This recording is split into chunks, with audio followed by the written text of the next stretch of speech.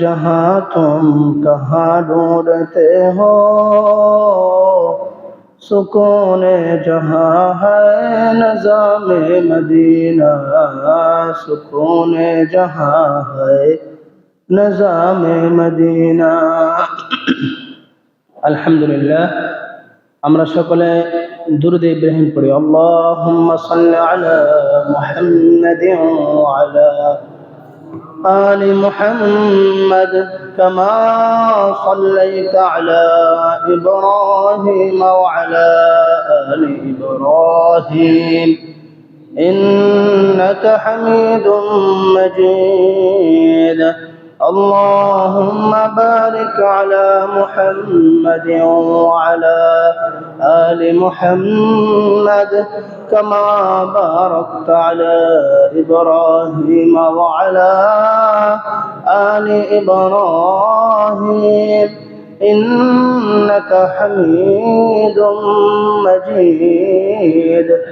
الحمد لله।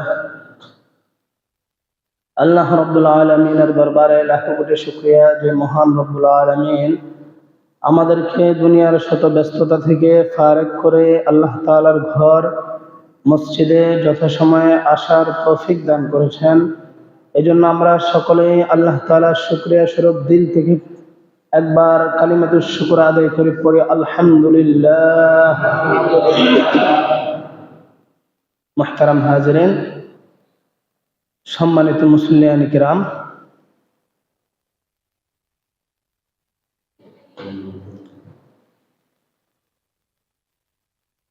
ইমাম মাহদী নামটা আমাদের পরিচিত না?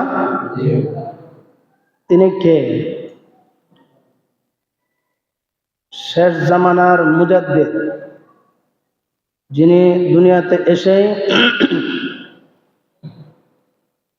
বর্তমান প্রচলিত যে সিস্টেম, জাহেলি সিস্টেম, কুফরি তন্ত্র, শিরকি তন্ত্র, এগুলোকে ঝেঁটিয়ে বিদায় করবেন যিনি, তিনি হলেন ইমাম মাহদী। কে ইমাম মাহদী? পুরা বিশ্বের সকল মুসলিম, সকল মুসলমানদের সকল ভূখণ্ড, সকল মুসলিম নেতারা যার পতাকা তলে সমবেত হবে। তিনি আবির্ভাবের পর এখন যে যাই করুক, কিন্তু যারা মুসলিম বাস্তবিক পৃথিবীর যে কোনো প্রান্তের যে কোনো মুসলিম ভূখণ্ড, যে কোনো মুসলিম নেতা তার পতাকা তলেই সমবেত হবেন। তিনি হবেন সবার লিডার, তিনি হবেন সবার নেতা। তার পতাকা হবে কালো কাপড়ে সাদা অক্ষরে কালিমায়ে তাইয়্যিবা লেখা লা ইলাহা ইল্লাল্লাহু মুহাম্মাদুর রাসূলুল্লাহ, এই পতাকা।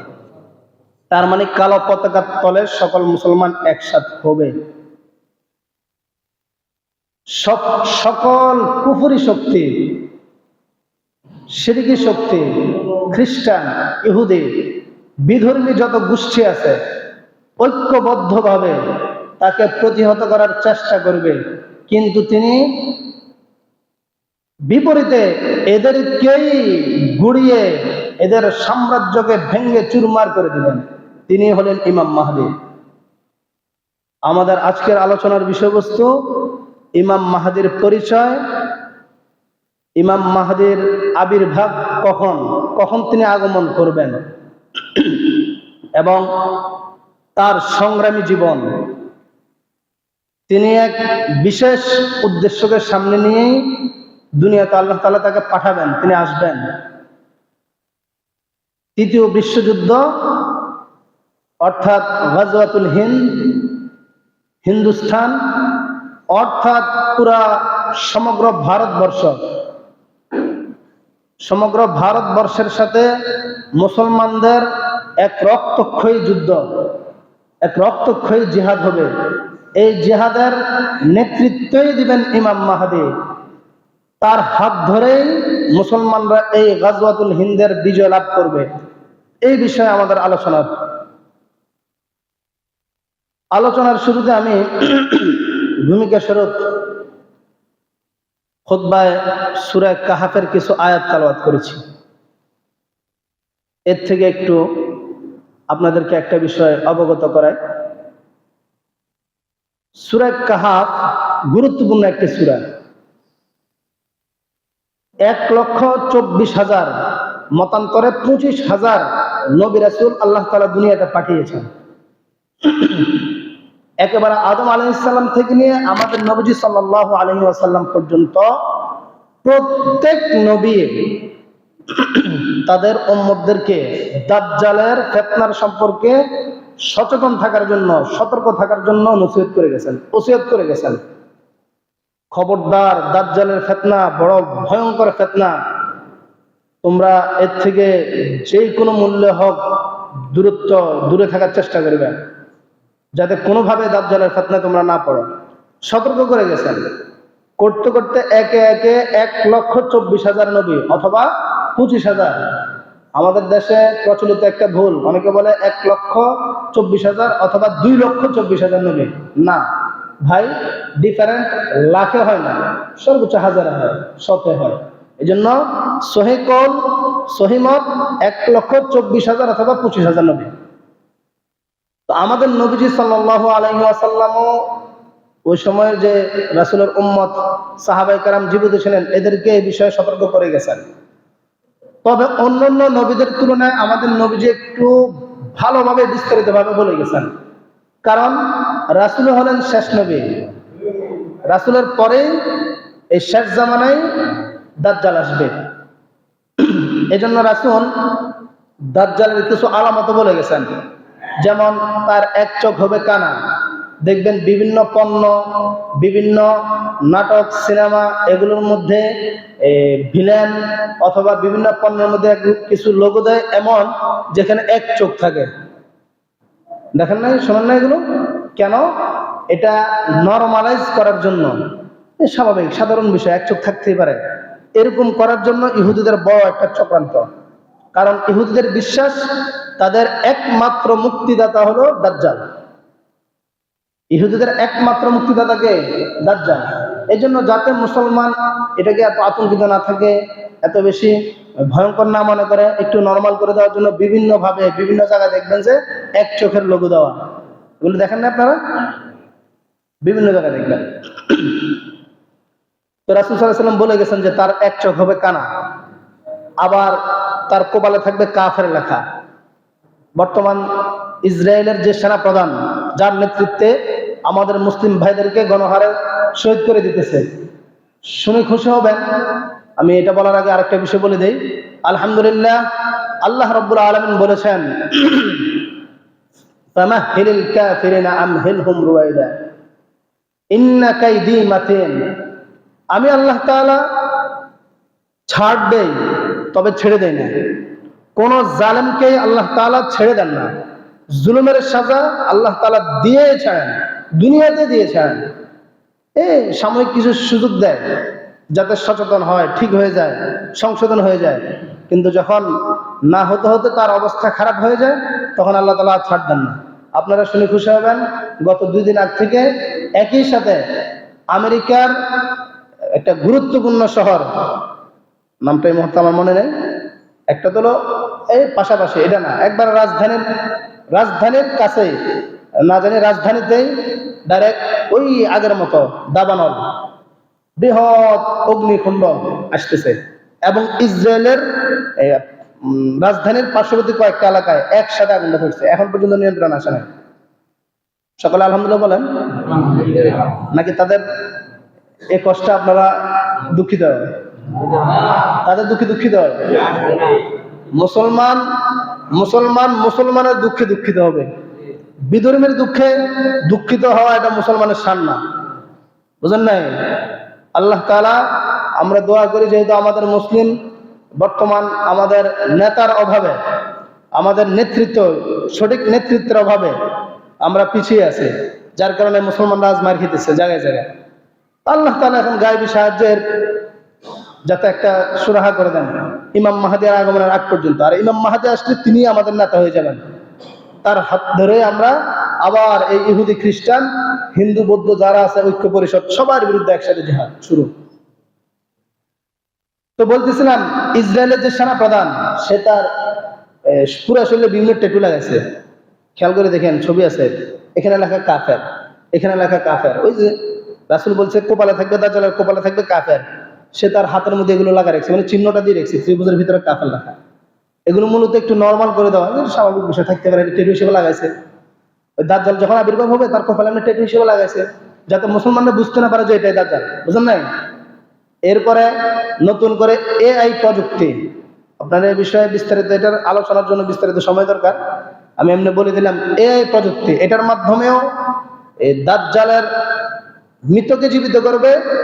এটা আপনি 1000 বছর আগে আপনার পটদাদার পটদাদা মৃত্যুবরণ করছে, আপনি আপনার ইচ্ছা যে আপনি তার সাথে একটু কথা বলবেন, যখন দাজ্জাল আসবে সে কিছু মানুষ তো বলবে সে দাজ্জাল, তো আপনি তাকে পরীক্ষা করার জন্য বলবেন যে ঠিক আছে আমার সপ্তম পুরুষ যে কবরে চলে গেছেন তাকে একটু দেখান, তার সাথে আমি একটু কথা বলবো, যদি কথা বলতে পারে তাহলে বুঝবো যে আপনার খোদা, সে তো খোদাই দাবি করবেন।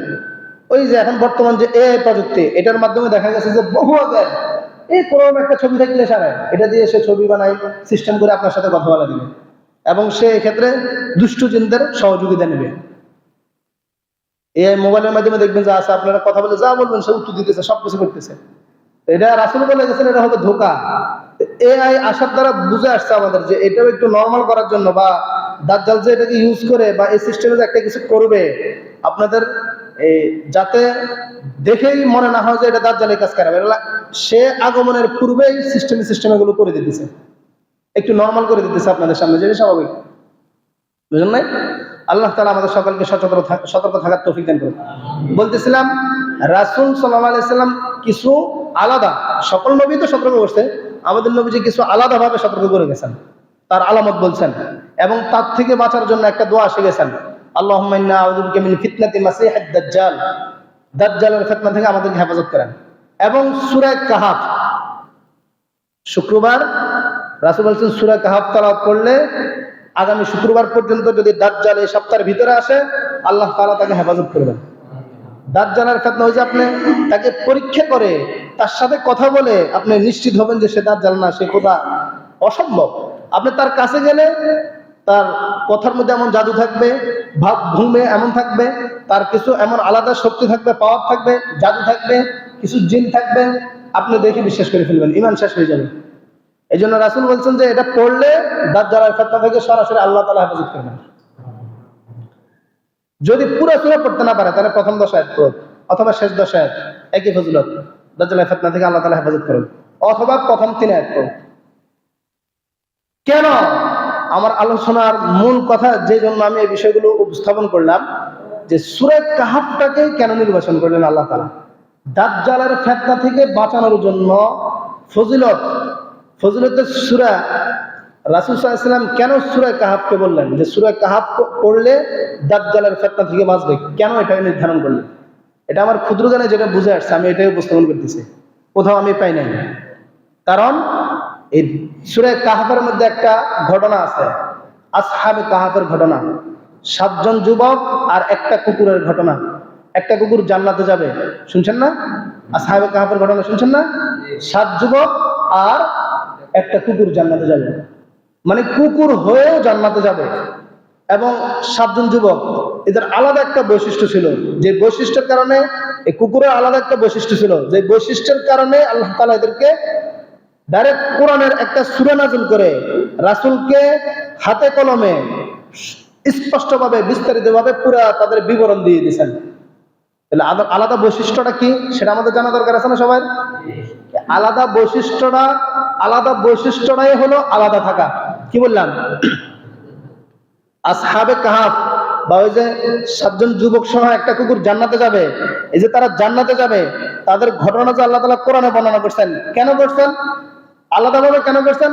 কারণ তারা ওই সময়ের যে প্রচলিত সিস্টেম ছিল, ওই যুগের যে প্রচলিত সিস্টেম ছিল ওই 7 যুবকের জামানায়, ওই প্রচলিত সিস্টেম থেকে সম্পূর্ণভাবে এই 7 জন যুবক এবং একটা কুকুর আলাদা হয়ে গেছে, যার পরিপ্রেক্ষিতে আল্লাহ রাব্বুল আলামিন তাদেরকে তো হেফাজত করছেনই, সাথে সাথে তাদের এই যাদের সারা পৃথিবী কিয়ামত পর্যন্ত তাদেরকে স্মরণে রাখে, তাদের কথা মনে করে এবং নিজেদের দিনের মধ্যে এই বিষয়টা একটা অনুশোচনামূলক ভাব আনে যে একটা কুকুর হয়েও জান্নাতে চলে গেল।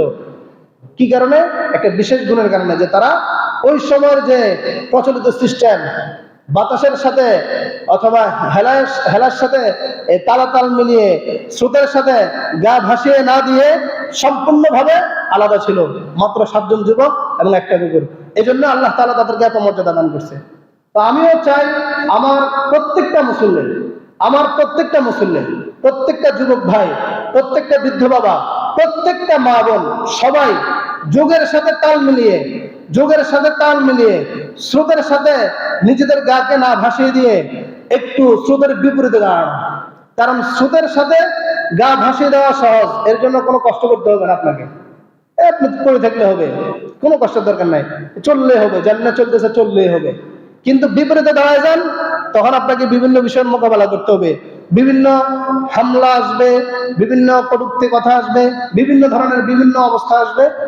যেমন আমাদের রাসূল সাল্লাল্লাহু আলাইহি ওয়াসাল্লাম যখন ইসলামের দাওয়াত দেওয়া শুরু করেছেন, নবুয়ত প্রাপ্ত হলেন, যদি রাসূলও স্রোতের সাথে গা ভাসিয়ে দিতেন যে না কি হয়েছে, সমস্যা কি, এদের সাথে আমরা চলতে থাকলাম, অসুবিধা কি, এদের সাথে থাকি, এভাবে থাকি, আলাদা ইসলামের দাওয়াত না দিতেন, সম্পূর্ণ কুফরি শিরক ওই সময় যেটা চলতেছিল ওটার বিপরীতে আলাদা অবস্থানে না যেতেন, তখন কিন্তু রাসূলকেও কেউ পাগল বলতো না, রাসূলের শানেও কেউ গালিগালাজ করতো না। ইহুদিরা একবার না দুইবার না প্রায় 7 বারের মতো ডাইরেক্ট আত্মঘাতী হামলা, রাসূলকে সরাসরি মেরে ফেলার জন্য হামলা করতেন না। এরকম আরো বহু কিছু। বদর যুদ্ধ সংগঠিত হইতো না, উহুদের যুদ্ধ হইতো না, তায়েফের ময়দানে রাসূলের শরীর থেকে যে শরীরে মশা মাছি বসা হারাম ছিল, সেই রাসূলের শরীর থেকে রক্ত ঝরাতো না, রক্ত ঝরতো না। কথাগুলো কান খুলে শুনেন। হয়তো রিজিক যতদিন, তাকদীর যতদিন, এখানে আমি ততদিন, এরপর হয়তো অন্য কেউ আসবে। এই বিষয়ে হয়তো বললেও বলতে পারে, নাও বলতে পারে। তবে আজকে আমি দিল থেকে একমাত্র আপনাদের জন্য এই বিষয়গুলো বলতেছি। শুনেন, রাসূল সাল্লাল্লাহু আলাইহি সাল্লাম যদি স্রোতের সাথে গা ভাসিয়ে দিতেন, যেভাবে চলতেছে ওইভাবে চলতেন, তাহলে রাসূল এত মার খেতেন না। উহুদের ময়দানে রাসূলের দাঁত শহীদ হইতো না। রাসূলের এই যে চাবা, আমরা বলি চাবা, এই জায়গা বরাবর একটা বর্ষা দিয়ে, একটা কোড়া দিয়ে আঘাত করছেন, এখান দিয়ে লোহাটা ঢুকে গেছে, রাসূলের মাথার শিরস্ত্রাণ ছিল, এটা ভেঙে এটা ঢুকে গেছে, এরপরে দাঁত ভেঙে গেছে। এত কষ্ট রাসূল সহ্য করতে হইতো না। 269 জন সাহাবীর তাজা রক্ত বিসর্জন দিয়ে এই মদিনা রাষ্ট্র কায়েম হইতো না, করতেন না। এমনি 7 জন যুবক নিজের মাতৃভূমি ছাড়তে বাধ্য হইতেন না, আসহাবে কাহাফের। তাদের কথাও কোরআনে আসতো না যদি স্রোতের সাথে গা ভাসিয়ে দিতেন। স্রোতের বিপরীতে থাকাই হলো বৈশিষ্ট্য, আলাদা থাকাই হলো বৈশিষ্ট্য। আমাদের বর্তমান যে সিস্টেম চলতেছে কুফরি সিস্টেম, শিরকি সিস্টেম। স্পষ্ট কথা, ইমাম মাহদী এই যুগের মুজাদ্দিদ হবেন, শেষ জামানার মুজাদ্দিদ হবেন। তার হাতে সারা বিশ্বের সকল মুসলমান, সকল ভূখণ্ড একসাথে হয়ে যাবে তার পতাকা তলে। বলেছি তার পতাকার কালার হবে রাসূলের পতাকার কালার কালো, তার পতাকার চিহ্ন হবে রাসূলের পতাকার চিহ্ন লা ইলাহা ইল্লাল্লাহ মুহাম্মাদুর রাসূলুল্লাহ। এই পতাকা তলে আমি আর আপনি একসাথে হব ওই সময়, এটা রাসূলের ভবিষ্যৎবাণী। এখন যদি আমরা আগ থেকেই দিল তৈরি করে রাখি তাহলে হওয়া সহজ হবে। আর যদি দিল তৈরি না করে ওই স্রোতের সাথে গা ভাসিয়ে দেয়, তাহলে স্রোতের সাথে গা ভাসালে কখনো কখনো কিন্তু আটকে যায় জায়গায়। কোন সময় বিভিন্ন জায়গায় আটকে যাবেন, হয়তো আল্লাহ তাআলা কুদরতে হেফাজত করবেন, আবার নাও হতে পারে সমুদ্রের তলদেশে হারিয়ে যাবেন। আল্লাহ তাআলা আমাদের সকলকে হেফাজত করুক। ইমাম মাহদী কে, এই সময় এটা আমাদের আলোচনা করা দরকার। কারণ দেখা যাবে বিভিন্ন জনে ইমাম মাহদীর পরিচয়ে ধোঁকাও দিবে।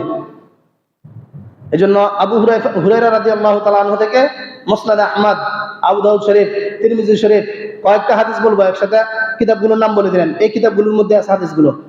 রাসূল সাল্লাল্লাহু আলাইহি সাল্লাম বলেছেন, লা তানকাযিদ দুনিয়া ওয়া ফি রিওয়ায়াতিন লা তাযহাবুদ দুনিয়া, দুনিয়া ততক্ষণ পর্যন্ত ধ্বংস হবে না হাত্তা ইয়ামলিকাল আরাবা রাজুলুন মিন কুরাইশ, যতক্ষণ না কুরাইশ বংশের একজন লোক পুরা আরব বিশ্বের, শুধু সৌদি আরব না, পুরা মিডল ইস্ট, পুরা আরব বিশ্বের রাজত্ব গ্রহণ না করবেন, পুরা আরব বিশ্বের খলিফা না হবেন। লোকটা হবে কোন গোত্রের? কুরাইশ। বলেন কোন গোত্রের? কুরাইশ। অতএব বাংলার যে কোনো প্রান্ত থেকে, চাই হিন্দুস্তান, ভারত হোক, পাকিস্তান হোক, বাংলাদেশ হোক, কেউ যদি দাবি করে যে সেই ইমাম মাহদী, তার দাবি কি সঠিক হবে না ব্যাঠিক?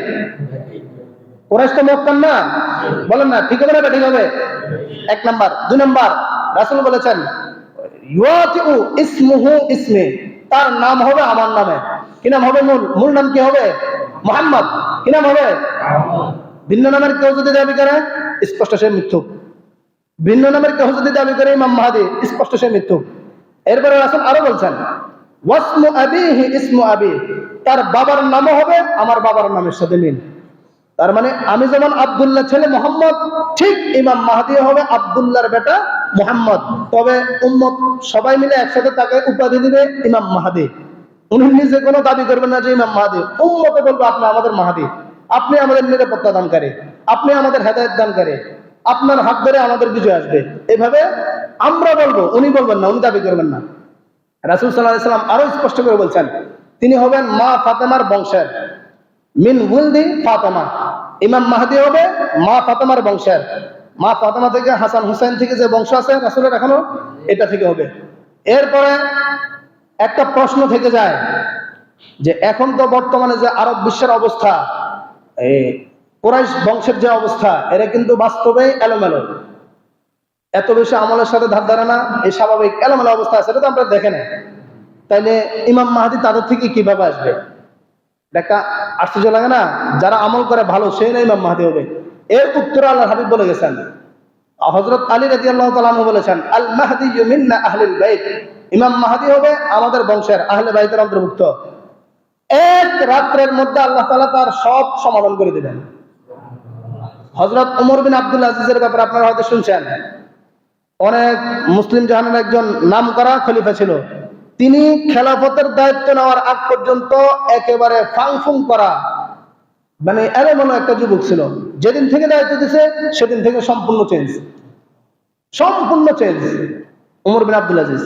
তো ওমর বিন আব্দুল আজিজ যদি হইতে পারে, রাসূল যার ব্যাপারে সুসংবাদ দিয়ে দিলেন, যার মাধ্যমে হিন্দুস্তানের বিজয় হবে মুসলমানদের, রাসূল ঘোষণা করলেন, তাকে কি আল্লাহ তাআলা এক রাত্রে সব সমাধান করে দিতে পারেন না? অবশ্যই, অবশ্যই পারেন। এজন্য আমরা তো বলি, আজকে আপনারা এক একজন এক এক কাজ করেন।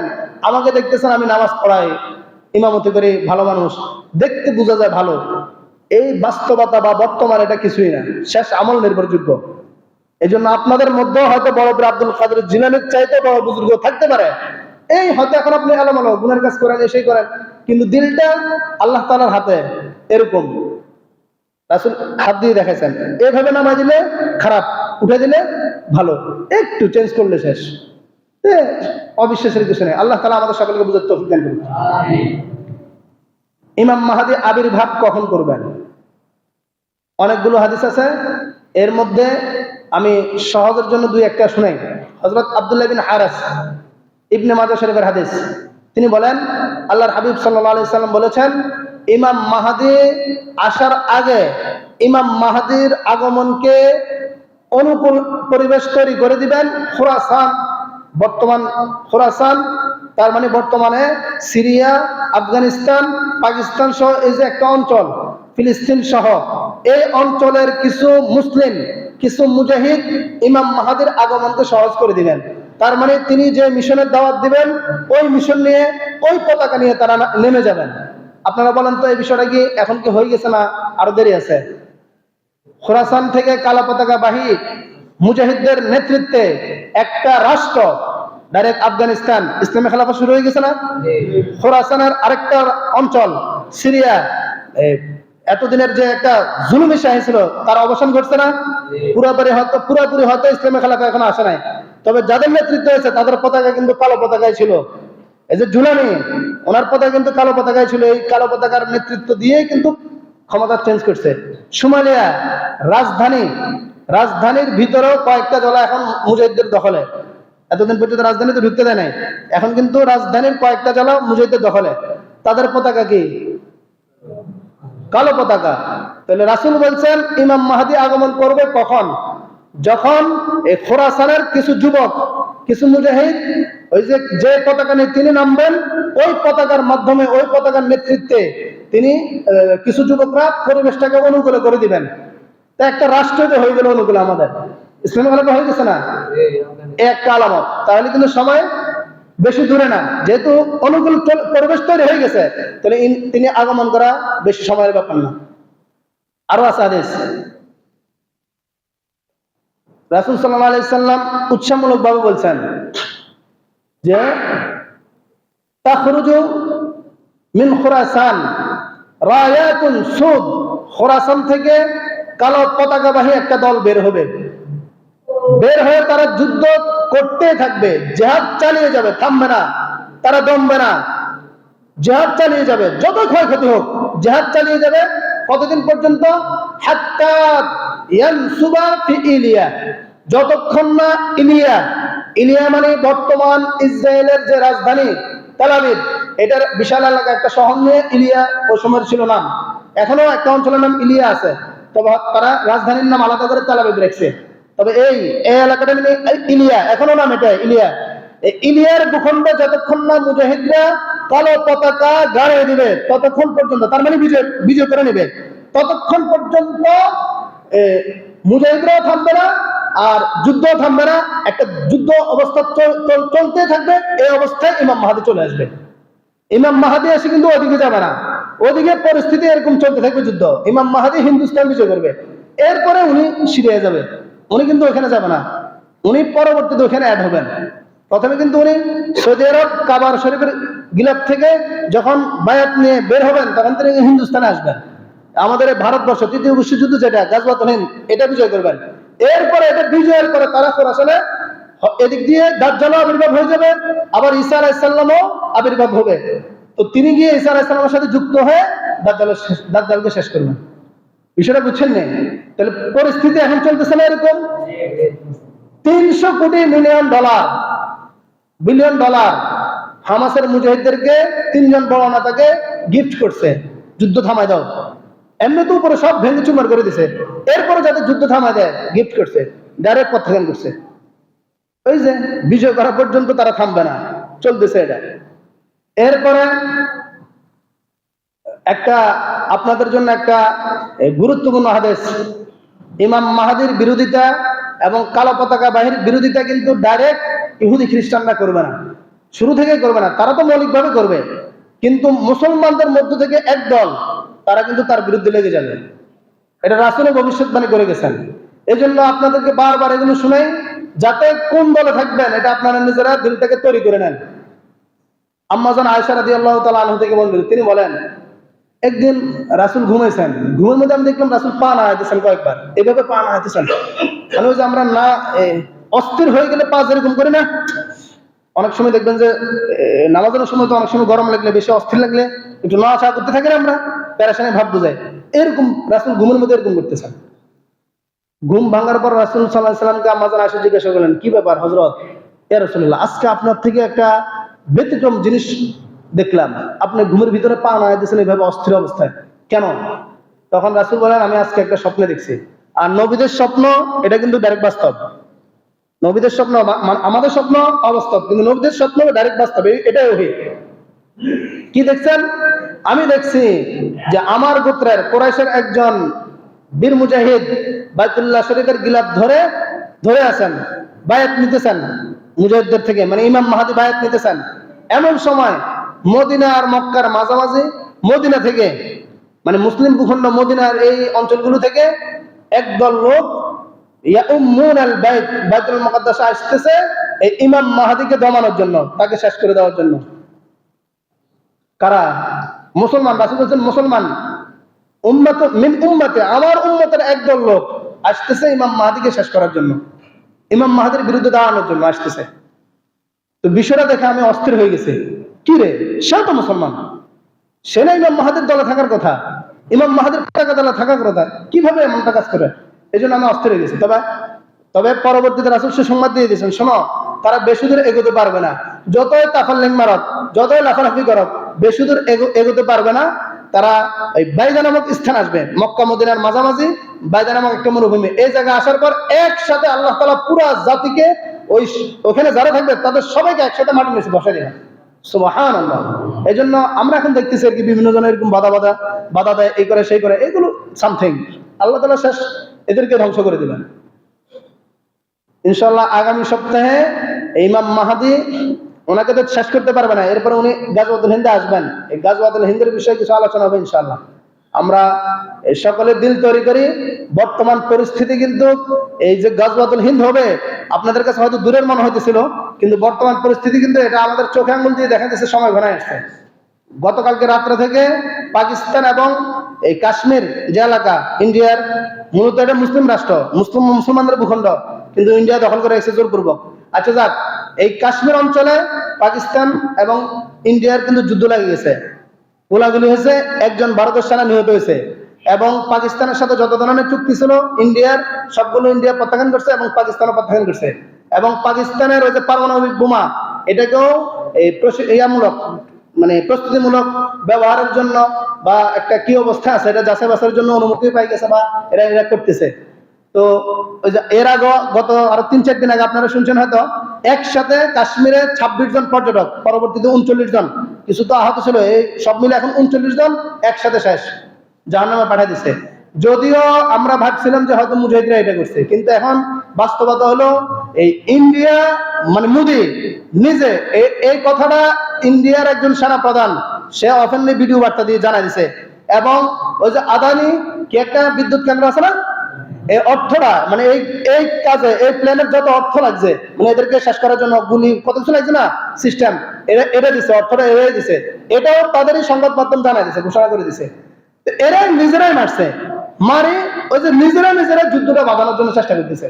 আমরা তো প্রস্তুত নাই, এরা কিন্তু প্রস্তুত নিয়ে রাখছে, এবং তারা বিভিন্ন ভাবে ইস্যু দিয়ে পুরা রমজানে কি করছে দেখেন নাই, এখন মুসলমানদের মসজিদ, মাদ্রাসা, কবরস্থানে সবগুলো জায়গা দখল করতেছে, বিভিন্ন মাদ্রাসা হামলা দিতেছে, মসজিদ ভেঙে ফেলতেছে। তো তারা কিন্তু প্রস্তুতি নিয়ে শুরু করে দিছে, এবং অলরেডি পাকিস্তানের সাথে যেহেতু বিষয়টা নিয়ে আসছে, এবং এই ২৬ জনকে একসাথে মারার পরের দিন ইন্ডিয়ার বিএসএফ এর একজন অস্ত্র সহ পাকিস্তানের ভিতরে ধরা হয়েছে, তারা আটকে রাখছে এখনো। শুনছেন না এটা? মোটামুটি অবস্থা কিন্তু ঘনাই গেছে। হয়তো হতে পারে, এটা নিশ্চিত না, হতে পারে বেশি সময় আর লাগবে না, গাজওয়াতুল হিন্দ শুরু হয়ে যাবে। এই জন্য মানসিক ভাবে প্রস্তুত থাকেন। আল্লাহ তাআলা আমাদের সকলকে বুঝার তৌফিক দান করুন। ওয়া আখিরু দাওয়ানা আলহামদুলিল্লাহি রাব্বিল আলামিন।